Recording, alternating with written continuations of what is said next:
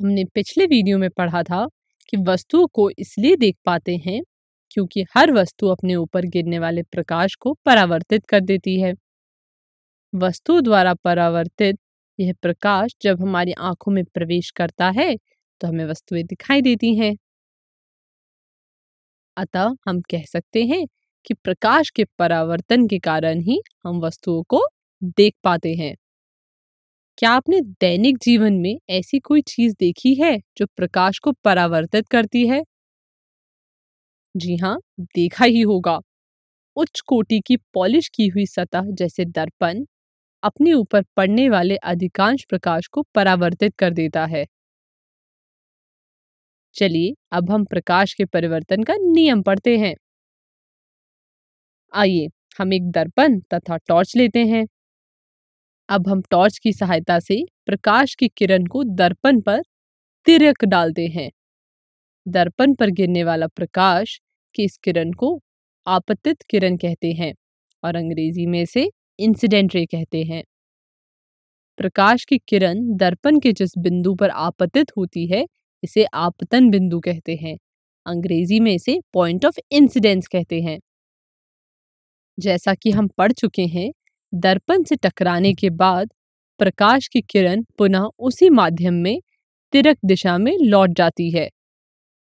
दर्पण से टकराकर उसी माध्यम में लौटने वाली प्रकाश की इस किरण को परावर्तित किरण कहते हैं और अंग्रेजी में रिफ्लेक्टेड रे।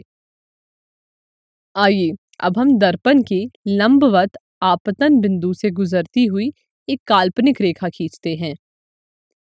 इस काल्पनिक रेखा को अभिलंब कहते हैं, अंग्रेजी में नॉर्मल कहते हैं, तथा आपतित किरण अभिलंब से जो कोण बनाती है उसे आपतन कोण कहते हैं, एंगल ऑफ इंसिडेंस, और इसे आई से प्रदर्शित करते हैं।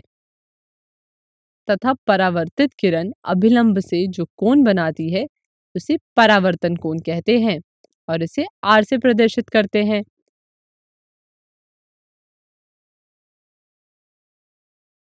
अब हम कोण आई के मान को धीरे धीरे परावर्तित करते हैं और उसके सापेक्ष कोण आर के मान में परिवर्तन को ध्यान से देखिए।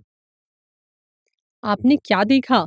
जैसे जैसे हम कोण आई का मान बढ़ाते हैं वैसे वैसे कोण आर का मान भी बढ़ता जाता है। अर्थात अगर कोण आई का मान 60 करते हैं तो कोण आर का मान भी 60 प्राप्त होता है।